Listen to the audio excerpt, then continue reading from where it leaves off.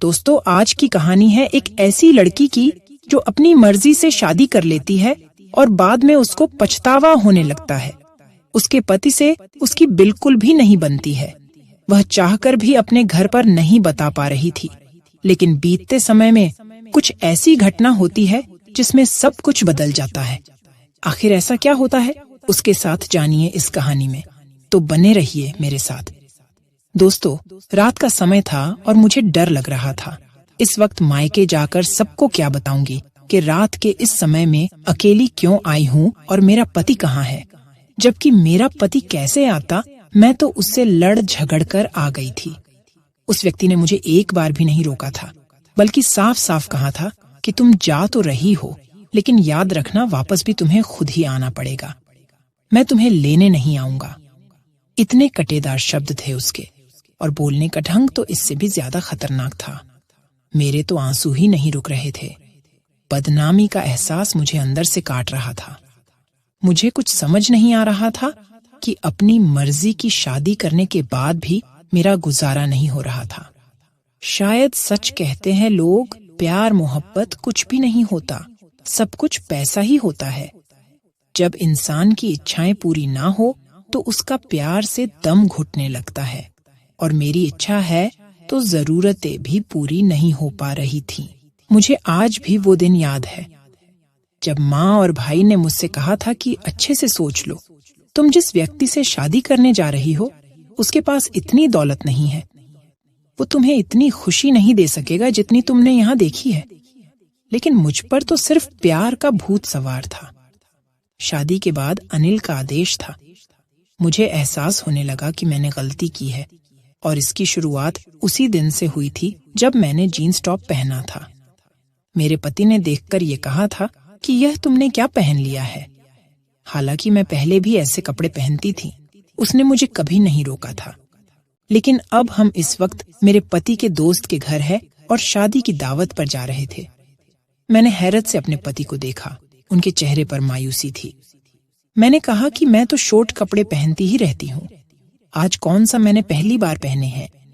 और उसने साफ साफ मना कर दिया कि अब तुम मेरी पत्नी हो, मुझे ऐसे कपड़े पसंद नहीं है, कपड़े अब भी बदल लो। मैं तो कुछ बोल ही नहीं पाई। मुझे उस दिन एहसास हुआ था कि मर्द की फितरत कितनी दोगली होती है। उसे महबूबा मोरनी चाहिए होती है और पत्नी घुघट में छुपी हुई। मैंने गुस्से में कपड़े चेंज कर ली, लेकिन मेरा मूड पूरी तरह खराब हो चुका था। एक तो घर में एसी भी नहीं था, गर्मी से मेरी जान निकल रही थी। अगर मैं जरा खुश हुई थी तो वो खुशी भी उसने मुझसे छीन ली थी। फिर मेरा गुस्सा उस वक्त आसमान को छूने लगा जब मैंने ड्राइवर को फोन करके अपने घर से बुलाया कि हम दोनों को मेरे पति के दोस्त के घर ड्रॉप कर देगा। लेकिन मेरे पति ने मुझसे पूछे बिना ही उसे वापस भेज दिया और साफ शब्दों में कहा कि मेरे दोस्त मेरी हैसियत को जानते हैं, मैंने तुमसे शादी की है, तुम्हारी दौलत से नहीं। अब जैसे मैं रहता हूँ तुम्हें भी वैसे ही रहना पड़ेगा। और फिर हम बिना एसी के टैक्सी में बैठ कर गए। मेरे हलक में कुछ अटक चुका था। आज तो उमड़ उमड़ कर बाहर आ रहा था। मैं मुश्किल से उन आंसुओं का गला घोंटने में लगी हुई थी। हम कब पहुंचे कुछ पता ही नहीं चला। मेरे पति ने मुझे जैसे किसी सपने से जगाया, और जैसे ही मैं टैक्सी से बाहर निकली मेरी आंखें फटी की फटी रह गईं। हम एक आलीशान बंगले के सामने खड़े थे। मुझे पता ही नहीं था कि मेरे पति का कोई दोस्त इतना अमीर भी हो सकता है। मैंने हैरत से अपने पति की तरफ देखा जो अब टैक्सी वाले को किराया दे रहा था। उसके बाद उसने दरवाजे पर बेल बजाई। मैंने फौरन अपने हुलिये की तरफ देखा। सादी सी साड़ी में मैं उस आलीशान घर में जाने के काबिल नहीं थी। अब मुझे गुस्सा आ रहा था कि मैंने वो कपड़े क्यों उतारे थे। फिर गार्ड ने दरवाजा खोल दिया। उसने अच्छे से हमारा वेलकम किया और एक नौकर हमें लेकर अंदर आ गया। जितना बाहर से खूबसूरत था, अंदर से इतना ही दिलकश था। हर चीज में खूबसूरती झलक रही थी। मुझे फौरन अपना मायका याद आ गया। जब मैं अपने प्यार के लिए छोड़ आई थी, मेरा दिल टूट गया था। और फिर मेरे पति का दोस्त बाहर आया, उसके साथ उसकी पत्नी भी थी। दोनों को देखकर मैं हैरान रह गई थी। वो दोनों एक दूसरे के संग इतनी खूबसूरत लग रहे थे। उस लड़की ने बहुत ही मॉडर्न कपड़े पहन रखे थे। दोनों ने फूल देकर हमारा वेलकम किया। मुझे अपने आप को मिटता हुआ सा लगने लगा। मैं आज तक बड़ी बड़ी शादियों और पार्टियों में गई थी और लाखों के कपड़े पहनती थी, पर इस वक्त मैं बिल्कुल वैसी ही लग रही थी जैसे हमारे घर की नौकरानी। अंदर का माहौल इतना ठंडा था कि मुझे कुछ देर बाद ही ठंड लगने लगी। मैं तो उन सब चीजों की आदी थी। गर्मी तो मैंने कभी देखी ही नहीं थी। मेरा पति अपने दोस्त से हंस हंस कर बातें कर रहा था और उसकी पत्नी खाने पीने का इंतजाम देखने चली गई। मेरे पति के दोस्त ने कहा कि भाभी, आप बहुत अच्छी लग रही हैं। उसने आंखों में आंखें डालकर कहा, अभी भी मोहब्बत करने वाली औरतें दुनिया में मौजूद है, वरना आजकल की औरतें पैसों पर मारती हैं। उसकी बात से मुझे कुछ हुआ था। मैं चुपचाप बैठी रह गई। एक खुशगवार माहौल में हमने खाना खाया। मेरे पति का दोस्त थोड़ी थोड़ी देर बाद उससे बातें कर रहा था। वो कह रहा था कि मैं कितने दिनों से आप लोगों की दावत करना चाहता था, लेकिन आपके पति के पास टाइम ही नहीं था। और फिर मैंने अपने पति की तरफ देखा जो खामोशी से खाना खा रहे थे। मुझे महसूस हुआ कि जैसे वह जानबूझकर मुझे यहाँ नहीं लाना चाहता था। मेरे पति के दोस्त की पत्नी बिल्कुल किसी रोबोट की तरह थी। वो देखने पर बस मुस्कुरा देती थी, कुछ बोल ही नहीं रही थी। तकरीबन 3 घंटे हम वहां रहे। मेरा वहां से उठने को दिल नहीं चाह रहा था, लेकिन वापस तो आना ही था। हम लोग वापस आ गए।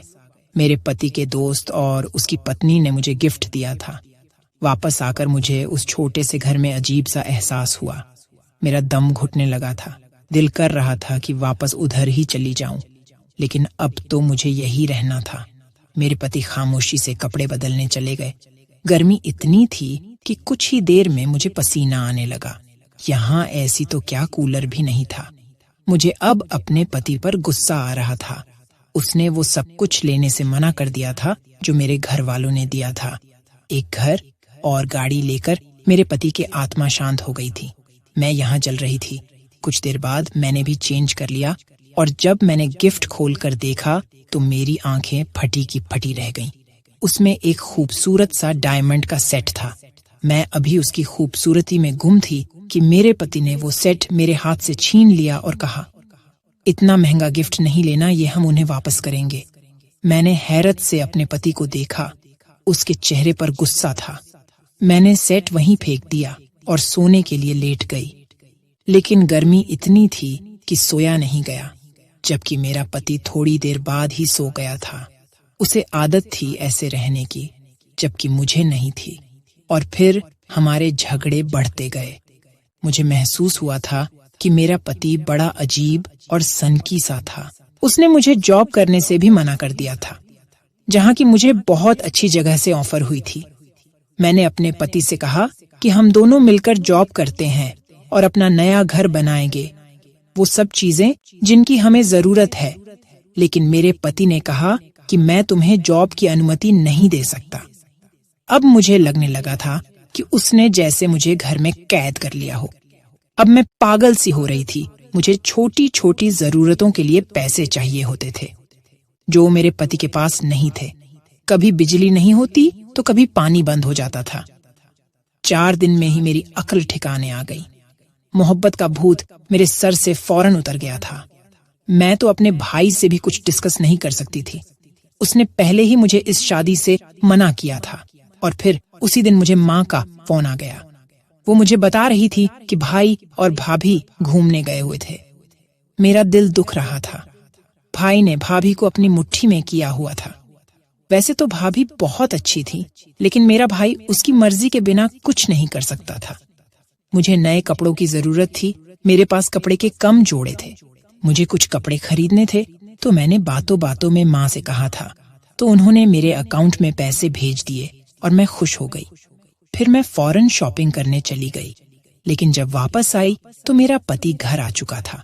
उसने गुस्से से पूछा कि तुम मुझे बताए बिना कहाँ गई थी। मैंने साफ साफ कह दिया कि शॉपिंग करने गई थी। मुझे डर भी लग रहा था। मेरे पति ने पैसों के बारे में पूछा तो मैंने कहा उसकी माँ से लिए हैं। इस पर उसने अपने जबड़े भींच लिए। मैं जानती थी कि उसे गुस्सा आया था, लेकिन यह मेरे पैसे थे। उन पर मेरा हक था। वो घर से निकल गया। रात को आया तो उसके हाथ में कुछ कपड़े थे। उसने वो कपड़े मेरी तरफ फेंकते हुए कहा कि ये किसी भिखारी को दे दो। मेरा दिमाग बिल्कुल खराब हो गया। मुझे अपने पति पर पागलपन का असर लग रहा था। मैं भी चुप न रह सकी और मैंने कहा कि तुम पागल हो गए हो क्या? अगर तुम्हारा बस चले तुम तो मुझे यहाँ सांस भी न लेने दो। मेरा यहाँ दम घुटता है। मेरी माँ के पैसों पर मेरा हक है। वो भी गुस्से से बोला, तुम ही मुझसे शादी करना चाहती थी। मैंने तुमसे कुछ छुपाया नहीं था। मैं रोने लगी। मैंने वो कपड़े उठाए जो मैं खरीद कर लाई थी। जब मैं कमरे से निकलने लगी तो मेरे पति ने पीछे से कहा कि जा तो रही हो, मगर वापस यही आना पड़ेगा तुम्हें। फिर मैं पता नहीं कैसे अपने घर तक पहुंची थी। मैं आते ही अपनी माँ से लिपटकर रो पड़ी। उन्होंने पूछा कि क्या हुआ है, पर मैं कुछ नहीं कह सकी। मैं चुपचाप अपने कमरे में आ गई। मुझे अपने पति से नफरत महसूस हो रही थी। मेरी मोहब्बत जैसे मर गई थी। अपने कमरे में एसी के साथ मुझे अच्छी नींद आई थी। अगली सुबह भाभी ने मुझे आकर उठाया। वो मुझसे शिकवा कर रही थी, हम भी रात को ही आए हैं। भाभी से फौरन पूछा कि भाई आपसे इतनी मोहब्बत कैसे करते हैं, वो आपकी हर बात कैसी मानते हैं। ये सुनकर भाभी के चेहरे पर साया सा लहराया। फिर उन्होंने कहा कि ये तो औरत के नसीब की बात है। किसी को सब मिल जाता है और किसी को सब कुछ मिलकर भी कुछ नहीं मिलता। मुझे उनकी बातों पर हैरत हुई। उन्होंने मुझसे कहा कि अपने पति के साथ हमेशा वफादार रहो। बस यही एक रास्ता है जिससे पति का दिल जीता जा सकता है। और मैं सर झुकाए बैठी रही। किसी ने मुझसे कुछ नहीं पूछा। अपने मायके आए तब ना मेरे पति ने फोन किया और ना मैंने। मैं यहाँ बहुत सुकून में थी। ससुराल के बारे में याद आते ही मेरी आत्मा कांप जाती थी। कभी कभी वो जालिम व्यक्ति याद आता जाता था, क्योंकि मैं उससे मोहब्बत करती थी। और फिर पूरे 1 हफ्ते बाद मुझे एक अनजान नंबर से फोन आया। मैंने वो आवाज पहचान ली।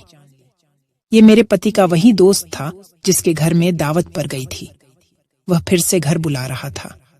कह रहा था कि उस दिन कुछ जरूरी बातें रह गई थीं और शायद उसे भी अब तक पता चल चुका था कि मैं अपने घर आई हुई थी। मैंने बिना सोचे समझे हाँ कर दी और अगले दिन मैं बताए गए टाइम से पहले ही अपनी लंबी गाड़ी में बैठकर वहां पहुंच चुकी गई। अंदर खामोशी सी थी, कोई भी नहीं था। कोई है? मैंने पूछा और फिर मुझे एक आवाज सुनाई दी, दरवाजा खटखटाने की आवाज। तभी मुझे एहसास हुआ कि आवाज किचन के साथ बने कमरे से आ रही थी। मैंने जाकर दरवाजा खोला जो बाहर से बंद था। अंदर का मंजर देखकर मेरी आत्मा कांपने लगी। मेरे पति के दोस्त की पत्नी रस्सियों से बंधी हुई थी। वह बहुत जख्मी थी। मैंने फौरन उसका मुंह खोला और फिर उसने कहा कि यहाँ से भाग जाओ। वह व्यक्ति जानवर है, तुम उसके जाल में मत आना, भाग जाओ यहाँ से। फिर उसने मुझे जो कुछ बताया था वह बहुत भयानक था। वो अमीर आदमी है। दरअसल वो एक स्मगलर और साइको किलर था और वो अपनी पत्नी को रोज मारता था। पुलिस उसके पीछे पड़ी हुई थी। वहां से मैं अपने कमरे में आकर जैसे बेहोश हो गई। मैं बुरी तरह डर गई थी। मैं अपने भाई को बताना चाहती थी ताकि वो उस लड़की की मदद कर सके। तभी मुझे अचानक उनके कमरे के बाहर से किसी के रोने की आवाज आई। भाई भाभी पर चीख रहे थे। मुझे आज समझ आ गया था कि सब मर्द ऐसे ही होते हैं। मुझे अपना पति याद आया जो मुझसे बहुत मोहब्बत करता था। बस उसके पास पैसा नहीं था। मेरा दिल किया कि मैं यहाँ से भाग जाऊं। शाम होते ही मेरा पति मुझे लेने आ गया, लेकिन मुझे उसी के साथ जाना था। वो मेरा रक्षक था। घर से बाहर निकली तो हैरान हो गई। बाहर एक चमकती गाड़ी थी। मेरे पति ने बताया कि ये गाड़ी उसे ऑफिस की तरफ से मिली है। उसने मुझसे माफी मांगी और मैं तो रो ही पड़ी थी। मैंने उसे सब बता दिया। उसने मुझे गले लगाया और कहा, पागल, तुम तो बेवकूफ हो। फिर उसने मुझे बताया कि उसका दोस्त पकड़ा जा चुका है। वो उसका दोस्त नहीं था, बल्कि मेरे पति ने उसे जानबूझकर दोस्ती की थी ताकि उसके खिलाफ सबूत इकट्ठे कर सके। मुझे ये आज ही पता चला था कि मेरा पति एक सीक्रेट एजेंट था। वो गरीब नहीं था, लेकिन अपने मिशन के लिए गरीब बना हुआ था। मिशन पूरा हो चुका था। मैंने फौरन ही ऊपर वाले का धन्यवाद किया जिसने मेरी आंखें खोल दी थीं और वक्त रहते मुझे बचा लिया था। दोस्तों, यह थी हमारी आज की कहानी। उम्मीद करते हैं कि आपको पसंद आई होगी। आपका क्या कहना है इस कहानी के बारे में? हमें कमेंट करके जरूर बताएं। धन्यवाद।